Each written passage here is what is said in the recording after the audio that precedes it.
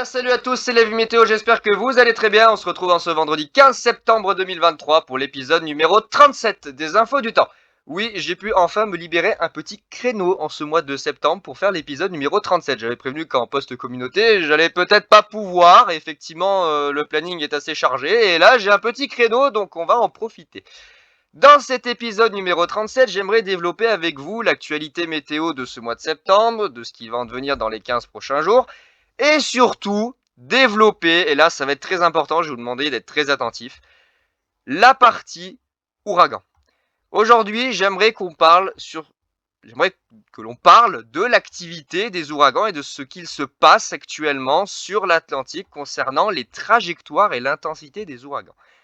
Habituellement, on va dire avant les années 2018, vraiment dans les années antérieures à 2018, vous aviez habituellement des ouragans qui partaient de l'Afrique de l'Ouest, transitaient sur l'Atlantique, faisaient leur petit bonhomme de chemin, un peu que, par exemple, on va prendre un très bel exemple, Irma. Un très bel exemple malheureusement, mais voilà, Irma. Irma part de l'Afrique de l'Ouest, file en direction de Saint-Martin, traverse les Caraïbes, finit sa course en Floride. Ok, trajectoire habituelle. D'autres qui finissent dans le golfe du Mexique, ça a été le cas de Katrina. Et d'autres, comme ces dernières années, comme Sandy, qui parfois finissent sur la côte est des États-Unis. Normalement, c'est censé être un petit peu plus rare. Et puis là, depuis 2019, 2020, 2021, 2022 et cette année 2023, les ouragans n'ont plus envie de se balader dans les mêmes zones. Ils se sont dit, on va changer d'air. Hein. Clairement, cette année, là, les ouragans, je ne sais pas qu'est-ce qu'il en prend. Ils en ont marre de l'Amérique. Ils en ont marre de faire le même chemin chaque année. Ils se sont dit, tiens, on va changer d'air et on va remonter plein nord. Je vous le dis tout de suite, il y a un problème. Il y a un problème cette année avec l'activité des ouragans au niveau de la trajectoire. Il y a un gros problème. Et d'ailleurs, dans ce point météo, j'aimerais souligner, sans pour autant vouloir faire de la catastrophe, de faire du catastrophisme et dire qu'on va tous mourir, il y a un très gros risque que l'Europe de l'Ouest soit exposée à un ou plusieurs ouragans de forte intensité, n'ayant pas eu le temps de se désagréger en arrivant jusqu'à notre zone. Je dis ça, je dis rien, c'est pas encore acté, mais il y a déjà des prévisions qui commencent à aller dans ce sens. On va aller regarder ensemble avec les modèles, mais clairement, je vous le dis, on est dans la merde. On est dans la merde pour les prochaines années. Voilà, je vous pose ça carte sur table, on est dans la merde. Je fais pas de catastrophisme, ce que je dis est très sérieux concernant l'activité des ouragans. L'Europe de l'Ouest est dans la merde pour les prochaines années. Voilà, basta. On va s'arrêter là pour cette partie-là et on va du coup plutôt passer aux modélisations qui nous sont proposées. On a déjà eu, pour ce début d'automne, pour cette première quinzaine de septembre, plusieurs systèmes qui ont été nommés. On a eu Lee récemment, on a eu, je sais pas tous les noms, l'autre qui a frappé la Floride. Mais il y a une particularité sur ces ouragans, c'est que cette année, ils ne veulent pas aller vers l'ouest. Et non, les ouragans, cette année, ils n'ont pas envie, ils veulent pas aller vers l'Amérique.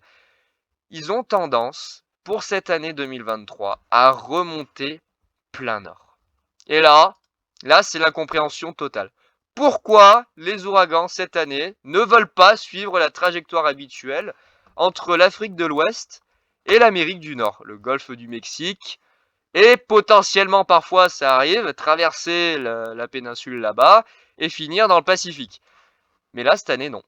Cette année, tous les ouragans jusqu'à présent qui se sont formés sur la zone habituelle entre l'ouest de l'Afrique et les Caraïbes ne sont pas partis vers l'ouest. Ils ont été repris, ils ont stagné un moment, mais ils ont été repris dans les courants de l'Atlantique Nord. Et ça, jusqu'aux années à peu près 2015, c'était très rare. Ou alors, quand ça se produisait, c'était vraiment les résidus de l'ouragan, c'est-à-dire que c'était vraiment, voilà, il restait que dalle, c'était un amas de nuages ou une petite dépression qui était repris dans le courant nord-atlantique, ça se transformait en tempête ou en petite dépression, et puis ça disparaissait dans les 24 heures qui suivaient. Je veux dire, l'ouragan, on n'en parlait plus, ça y est, hop, disparu. Et là, cette année, on a quelque chose d'autre. Il y a quelque chose de différent. On a des ouragans qui parviennent à rester à maturité, alors ça dépendra de ce qui se passera dans les prochaines semaines, sur des zones beaucoup plus au nord, sur des latitudes correspondant aux Açores. Et là, il y a un problème. Et là, il y a un problème. Regardez déjà ce qui se passe avec Lee, là, qui est en train d'arriver là dans les prochains jours sur le Canada, sur la Nouvelle-Écosse, bref, là, cette connerie là-bas. Regardez, il va être repris dans les prochains jours, en tout cas dans les 5 à 7 prochains jours, il va être repris dans le courant nord-atlantique. Et regardez les autres là, regardez ces petites bouillies là qui se forment dans les prochains jours. Regardez ce qu'ils vont faire. Regardez bien le comportement. Non. Et voilà. Ils ne veulent pas aller en direction de l'ouest. Les ouragans n'arrivent pas cette année à atteindre les USA. Et ça, depuis quelques années, ça devient de plus en plus récurrent d'avoir des ouragans qui naissent dans la zone habituelle au sud des Açores entre l'Afrique de l'Ouest et les Caraïbes. Mais au lieu d'avoir un courant d'est qui les mène en direction des US, ils stagnent pendant un moment et puis décident d'un seul coup de complètement changer de trajectoire et de faire un virage littéralement, parfois c'est le cas de le dire, à 180 degrés ou à 90 degrés en direction de l'Atlantique Nord.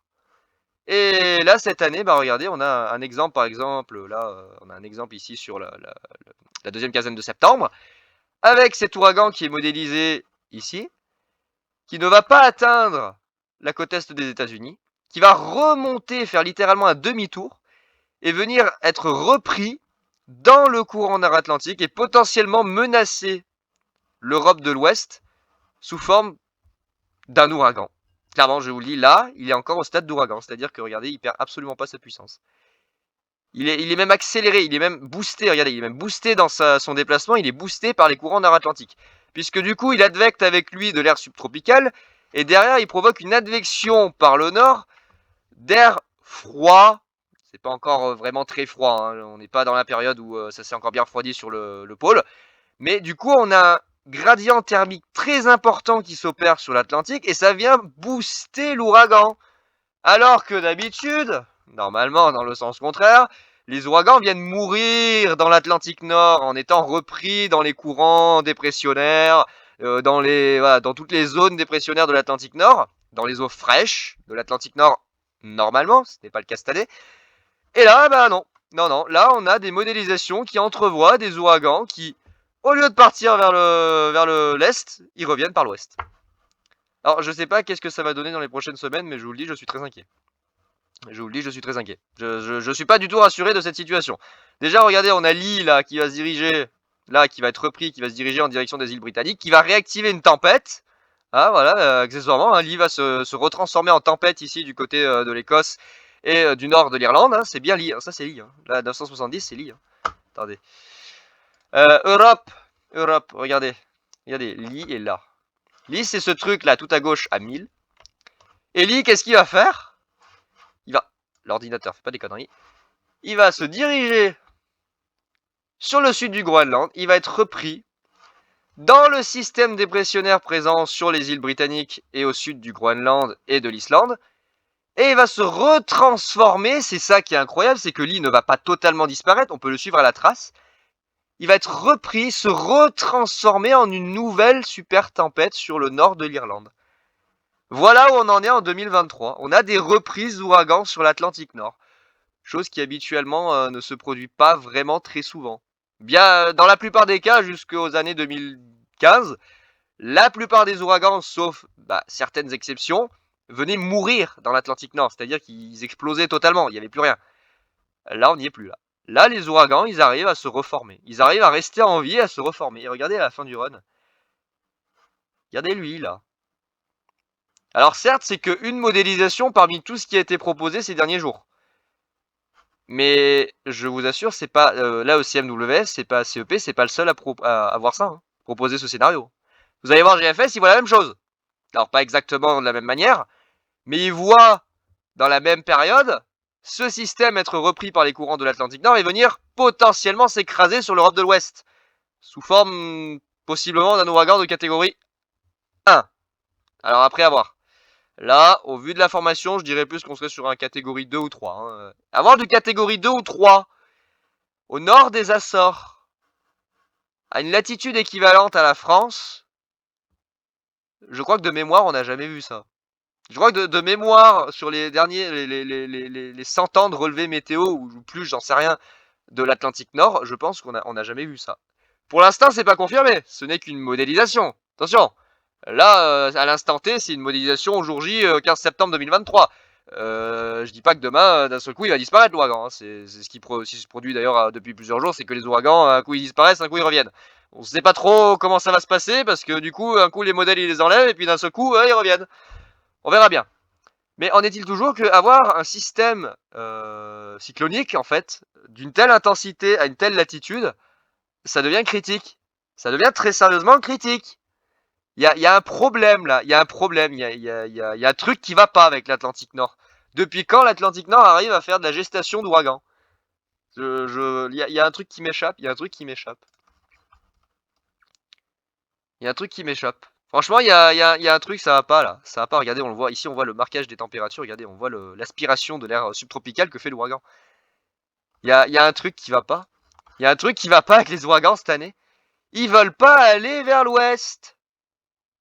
C'est un truc de dingue. Tous les ouragans que j'ai vus là, que j'ai vu se former sur l'Atlantique, sur les modélisations, il y en a pas un seul qui s'est dit je vais aller vers l'ouest. Ils ont tous fait un virage et puis hop, ils sont revenus dans le courant nord-atlantique. Alors pour l'instant, on n'a pas eu, nous, d'impact, parce que bien évidemment, ils sont morts entre-temps. Mais regardez ça là. Depuis quand on a ça au nord des Açores, juste à côté de la France? Depuis quand? Depuis quand depuis les premiers relevés des trajectoires d'ouragans? Alors je sais pas de quand est-ce que ça date. Je crois que, d'ailleurs, il me semble, hein, de mémoire, j'ai vu les animations des chaînes, comment dire, sur YouTube, ils font des animations sur les trajectoires des ouragans. Sur les années 2000, enfin, en tout cas, les années antérieures à 2000, les premiers relevés dans les années 80 et quelques, jusqu'aux années 2015, il y a eu quelques cas très isolés de résidus d'ouragans qui ont réussi à être pris dans l'Atlantique Nord, par les courants nord-atlantiques. Là, on parle potentiellement d'un truc de catégorie 2, voire 3, juste à côté de la France. Alors, au vu de la trajectoire, il semblerait-il qu'il se dirige possiblement en direction du nord-ouest de l'Irlande, de l'Écosse et peut-être toucher une partie du nord de la France. Voilà où on en est. Voilà où on en est en 2023. D'ailleurs, il me semble que si on va sur Windy, qui a CEP en détail, si je mets l'accumulation du vent, voilà. Voilà. Depuis quand, en 2023, on a une trajectoire comme ça? Regardez, ils remontent tous vers le nord. Ils remontent tous vers le nord. Regardez, il n'y a aucun ouragan qui parvient jusqu'au golfe du Mexique. Il n'y en a aucun qui a envie cette année d'aller vers les US. Tous les ouragans qui se forment dans la zone font un virage à 180 degrés pour être repris dans les courants nord-atlantiques.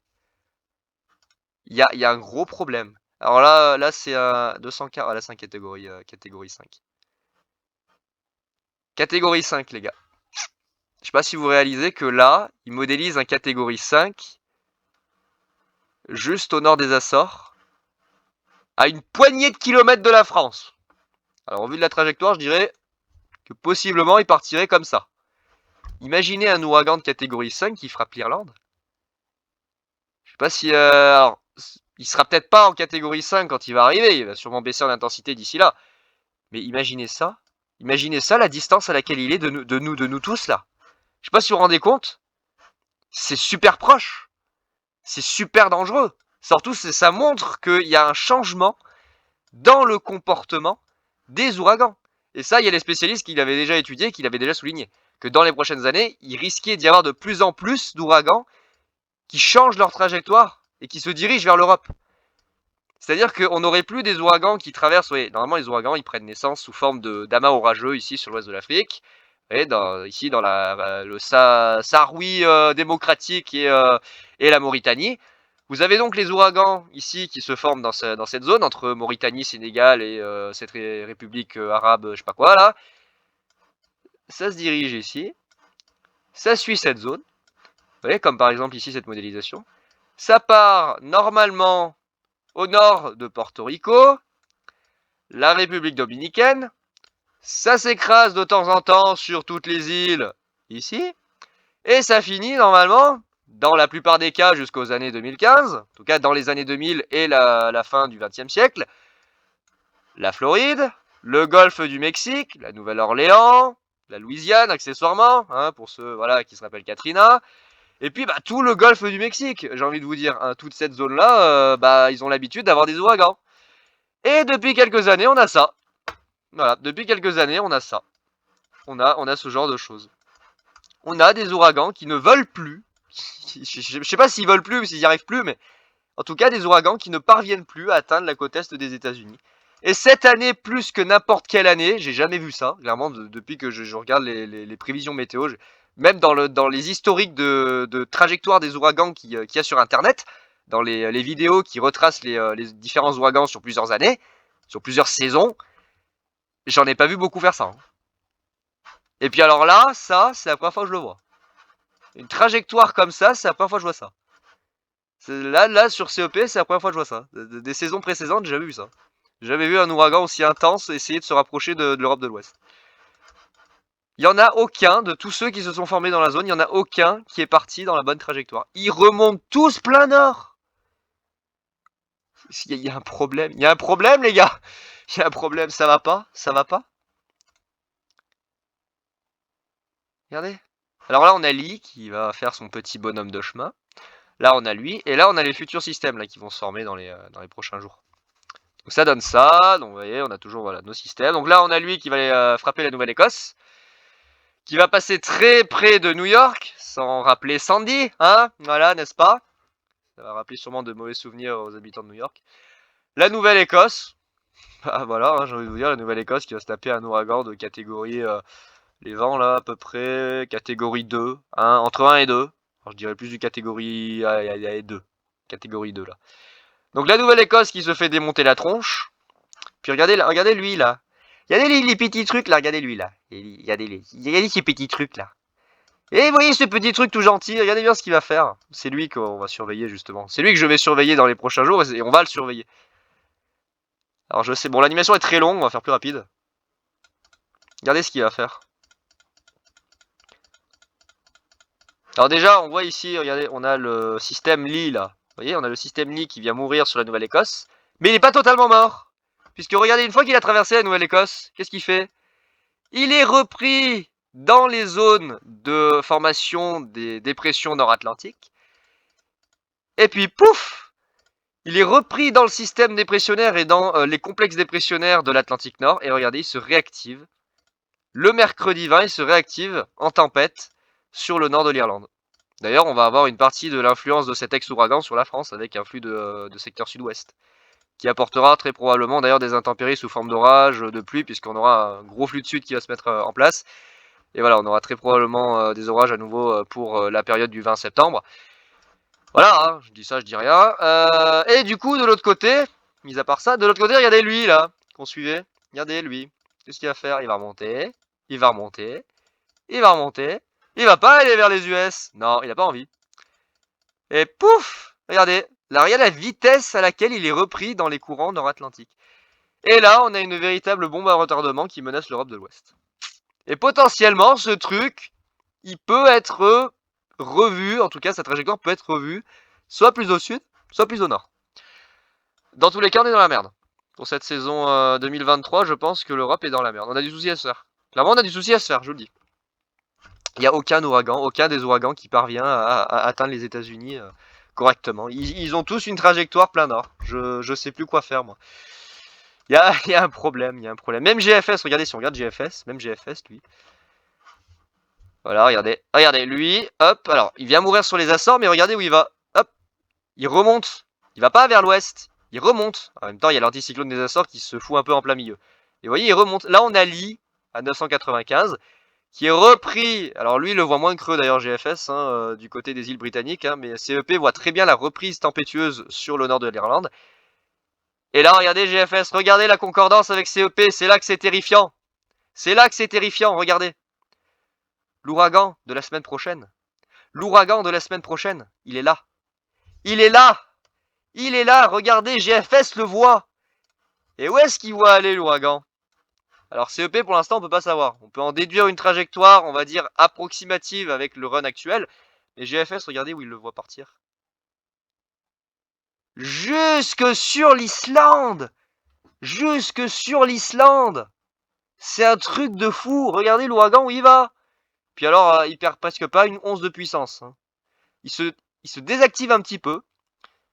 Là, dans la période où il passe au nord des Açores, il se désactive un petit peu. Et il est repris en super tempête par sa vélocité au sud de l'Islande pour venir se fracasser sur l'Islande en super tempête.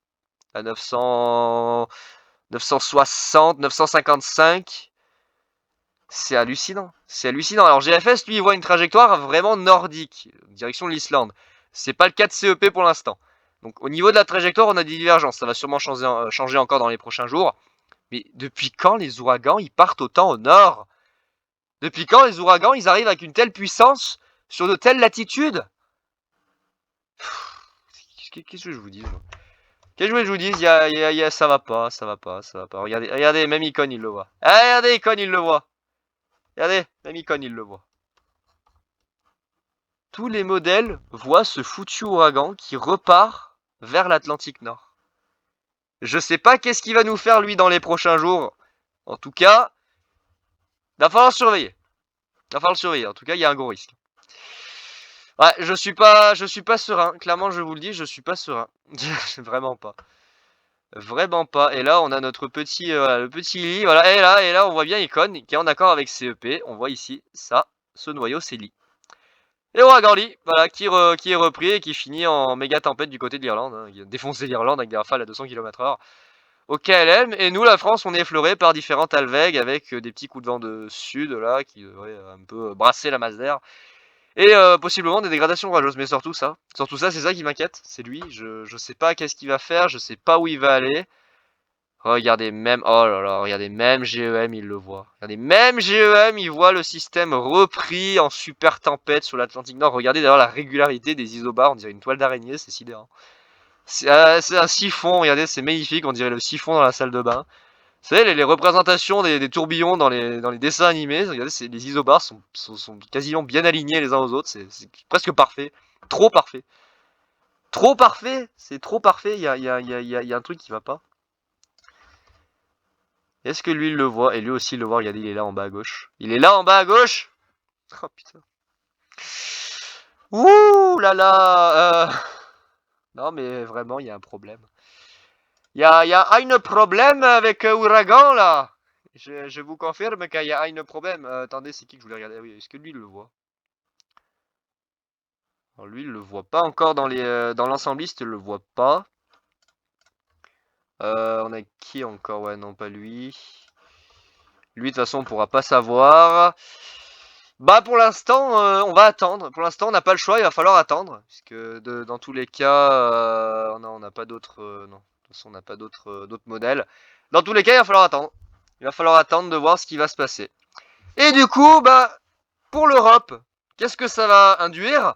Ça va induire des prévisions météo complètement catastrophiques. C'est-à-dire que les ouragans, comme leur trajectoire et leur intensité est complètement imprévisible, que ça change du tout au tout du jour au lendemain, on se retrouve avec des modifications très importantes au niveau des centres d'action sur l'Atlantique Nord. On a en plus, si on ajoute déjà le comportement des ouragans qui bouscule un peu ici tous les centres d'action, il faut noter aussi que les ouragans apportent énormément d'énergie. Ils bouffent et ils apportent en même temps, c'est-à-dire qu'ils avalent et régurgitent en même temps de l'énergie. C'est voilà, c'est un peu, c'est mal imagé, mais voilà, pour vous faire court, ils mangent et ils recrachent une quantité d'énergie absolument astronomique. Et de ce fait, viennent perturber ici les prévisions météo et les conditions atmosphériques de l'Atlantique Nord qui n'a pas l'habitude de venir accueillir ce type de système dans cette zone-là. Parce que du coup, les ouragans, ils aspirent avec eux, voilà, ils aspirent avec eux forcément de l'humidité, de l'instabilité, de la chaleur et surtout de la puissance, de l'énergie. Ils fournissent de l'énergie dans l'atmosphère. Et ça vient perturber complètement le comportement des centres d'action et on va dire la composition de l'atmosphère de l'Atlantique Nord. C'est pour ça que les prévisions météo à moyen terme sont si catastrophiques. C'est qu'on se retrouve avec des ouragans qui viennent bourriner toute la zone ici Atlantique Nord. L'anticyclone des Açores, il sait pas où se positionner et les dépressions nord-atlantiques, elles savent pas où aller. Là, il y a un problème, on ne sait pas comment ça va se passer dans les prochaines semaines. Là, il y a un problème, on ne sait pas ce qui va se passer. Autant l'ouragan qui est modélisé actuellement, là, dans les prochains jours, il n'y est plus. Puis d'un seul coup, il va revenir. Ça va être remplacé peut-être par un nouveau, ou lui, il va finir ailleurs, ou peut-être qu'il va mourir entre-temps. On ne sait pas. On ne sait pas, c'est l'inconnu. Clairement, je vous dis, c'est l'inconnu, on ne sait pas. On sait pas ce qui va se passer. Parallèlement, juste pour revenir en parlant de l'Atlantique Nord, surveillance de lui. Vous savez, le petit truc qui tourne sur le pôle dont je vous ai parlé l'année dernière, que j'allais commencer à surveiller, en tout cas dont j'ai commencé l'étude l'année dernière pour voir un peu l'influence que ça allait avoir sur le climat. Ça y est, regardez, il a entamé son réveil. On va juste mettre sur, voilà, on va se mettre sur précédent. Ça y est, il entame son réveil dans les prochaines semaines et va commencer à se réactiver petit à petit. Alors pour le moment, on a quelque chose d'assez circulaire. Il n'est pas encore scindé en deux, il n'est pas au plein d'activités. Hein. Ça sera à partir du mois de novembre qu'on commencera vraiment à avoir le vortex polaire et le vortex stratosphérique qui vont vraiment bien s'activer. Pour le moment, ça n'a pas vraiment d'impact côté météo. Ça n'a pas plus activé les dépressions que ce qu'on a eu cet été. Hein. Pour l'instant, il n'y a pas trop de différence. Mais il va falloir le surveiller, puisque ça y est, il est de retour. Notre cher vortex stratosphérique va se réveiller. On voit d'ailleurs sur la fin du run qu'on a la poche d'air froid de la stratosphère qui se reforme. On verra bien. Pour l'instant, je le suis d'un œil, de temps en temps, parce que je sais très bien que de toute façon, c'est pas maintenant qu'il va se réveiller pleinement, hein, que le pic d'activité va être atteint. Donc, je le surveille que d'un œil. Je jette un petit coup d'œil de temps en temps sur son activité, sur son développement. Et on va commencer vraiment à en parler plutôt pour le mois de novembre, où là, on aura quelque chose de vraiment concret qui va se dessiner, avec le retour des variations du vortex, avec les sens anti-horaires, les températures, refroidissement, réchauffement, et tout le bordel qui s'ensuit. Et grâce à ça, on pourra en déduire une tendance météo à J plus 10 en moyenne. Voilà. Donc on pourra faire des prévisions à moyen terme à l'aide de ce vortex stratosphérique qui nous donnera entre guillemets les grandes lignes météo des semaines à venir. En tout cas, ça sera grâce à lui qu'on pourra déterminer approximativement l'évolution du climat côté européen. On a déjà, en tout cas, j'ai déjà remarqué l'année dernière en l'étudiant que dans certaines situations, effectivement, on avait des anomalies qui se produisaient et dont on peut déjà en déduire que si on retrouve la même synoptique sur cet hiver, on pourra dire bah l'année dernière on a déjà rencontré cette situation. On peut déjà en déduire que ça va se reproduire. En tout cas, pas de manière similaire, mais qu'on se dirige vers quelque chose à peu près dans les mêmes lignes. Voilà, voilà. Bon, si ce n'est tout ça, ce mois de septembre est ennuyeux et chiant. Il est chaud, trop chaud d'ailleurs. Des orages pour demain sur la Côte d'Azur, la Méditerranée, le Languedoc-Roussillon. Gare et Hérault d'ailleurs sont en vigilance orange, pluie inondation. La basse vallée du Rhône, hein, ça pourrait me remonter presque jusqu'aux portes ici de Valence. La Corse, voilà, phénomène orageux assez intense qui pourrait toucher la Corse demain. Je surveille ça de près. Et globalement, bah voilà, des orages pour la fin de semaine hein, qui vont toucher le pays. Mais franchement, ce mois de septembre, nul à chier. Hein, je vais pas peser les mots. Clairement, il est vraiment nul ce mois de septembre. En soi, ça me surprend pas. Généralement, le mois de septembre a jamais été un mois vraiment très intéressant, excepté si on prend 2021 et 2022 où il y a eu pas mal d'orages. Là, pour le coup, je le trouve bof bof. Hein. Franchement, je le trouve bof bof. Et visiblement, au vu des tendances, c'est pas encore trop ça. Mais on va rester prudent puisque, je le rappelle encore une fois, nous avons les ouragans qui vont venir foutre leur petit bordel. Ils vont venir mettre leur grain de sel en fait, voilà, dans la situation sur les centres d'action. Regardez-moi ce monstre. Regardez-moi ce monstre, mon dieu. C'est en dehors de l'échelle. C'est en dehors de l'échelle de vent de CEP. Qu'est-ce que je vous dis? Regardez, c'est en dehors de l'échelle de vente et c'est tellement noir. Regardez, c'est tellement noir, on peut même pas savoir à combien c'est. C'est au-delà de 170. C'est aberrant. C'est aberrant. Et puis voilà. Hein. Pas mal de pluie quand même, à noter, c'est bien. Pas mal de pluie dans les prochaines semaines. Alors un peu trop chez moi, hein, 153 mm, on va se calmer GFS, tout va bien. 200 mm en Suisse, bien sûr, presque 300, hein, ça tout va très bien. Oui, évidemment. Et puis voilà. Puis voilà, écoutez, je vais vous surveiller tout ça dans les prochains jours, les prochaines semaines. Alors je pense qu'il n'y aura pas d'autres épisodes d'ici le week-end prochain, le temps de voir si ce fameux ouragan peut éventuellement menacer l'Europe. D'ici là, on a le temps d'en reparler. Là, on a tous les petits orages qui arrivent, pas mal d'orages en Espagne. On a une mésodépression qui est en train de se creuser, d'ailleurs ici on voit la courbure, on a une mésodépression qui se creuse au large de l'Espagne, qui arrive d'ailleurs sur le sud de la France, qui va donner les orages demain, et en Corse, et puis voilà. Bon, bah les amis, c'était l'épisode numéro 37, pour parler surtout de ce qui allait se passer dans les prochaines semaines concernant l'activité des ouragans, et qu'il y a vraiment un problème. Il y a vraiment un problème du côté des ouragans, il y a un truc qui va pas. Il y a un truc qui va pas, ils veulent pas aller vers l'ouest, ils veulent tous remonter vers le nord, ils en ont marre de l'Amérique, ils ont une envie d'Europe, ils ont envie de changer d'air, ils ont envie de changer de destination. Ils en ont marre des Américains, je sais pas, ils ont peur, ou alors ils sont saturés des Américains, ils en ont marre clairement d'eux. Et maintenant ils se sont dit, bah on va faire coucou à l'Europe, on va faire un petit coucou aux Européens, voilà, histoire de leur dire bonjour. Ouais, alors non quoi, tu vois, le bonjour, on s'en passera, hein, clairement on s'en passera du bonjour des ouragans. De toute façon, c'est pas encore acté pour celui qui va se développer dans les prochains jours dans la zone sud-atlantique et qui va possiblement remonter vers le nord-atlantique. On verra les actualisations, ça changera encore et encore et encore et encore d'ici là. Et possiblement, d'ici le prochain point météo, on ne parlera plus de cet ouragan qui aura possiblement disparu, même, ce sera des modélisations, et qui finira sa course du côté de l'Islande ou du Groenland, et qui finira en tempête de très très loin de nous. On verra. On verra bien d'ici là. Pour l'heure, c'est pas encore acté. Il n'y a pas de quoi paniquer. Mais je suis inquiet quand même. Je suis très inquiet sur ce qui va se passer. Je suis pas du tout rassuré de voir des ouragans à maturité de catégorie 5 se balader à une poignée de kilomètres de la France, par exemple, du Royaume-Uni. C'est très proche. Hein. Là, il est à mi-chemin. Et encore, j'ai envie de vous dire, il est même plus proche de l'Europe que de l'Amérique. Hein. Et là, on a des bouts du Canada et du Québec. Là, on a des bouts du Québec. Il est quand même vachement plus proche du continent européen que du continent américain. Hein. Je dis ça, je dis rien. Hein. Il est à mi-chemin. On va dire il est à mi-chemin à peu près. Hein. Au nord des Açores. Allez, au nord des Açores. Donc ouais, ça craint quand même un peu. Ça craint quand même un peu. Bah voilà les amis, c'était l'épisode numéro 37. Bah écoutez, je vous dis à très vite, je vous souhaite un bon week-end, et puis pour ma part, bah, je verrai si j'arrive à trouver un autre créneau pour vous parler de cette situation un petit peu rocambolesque qui nous attend pour les prochaines semaines. En tout cas, les prévisions vont être bien chamboulées. Ça va être très compliqué. Ça va être vraiment très compliqué à suivre, et il va falloir être vigilant sur ce que les modèles nous proposent. Parce que parfois, autant des fois c'est fiable, autant des fois ça va être un petit peu limite suite à l'activité des ouragans. Voilà les amis, bah écoutez, je vous souhaite un bon vendredi, un bon week-end, et on se retrouve très vite pour parler de l'ouragan qui pourrait nous menacer dans les prochaines semaines. Allez, ciao tout le monde!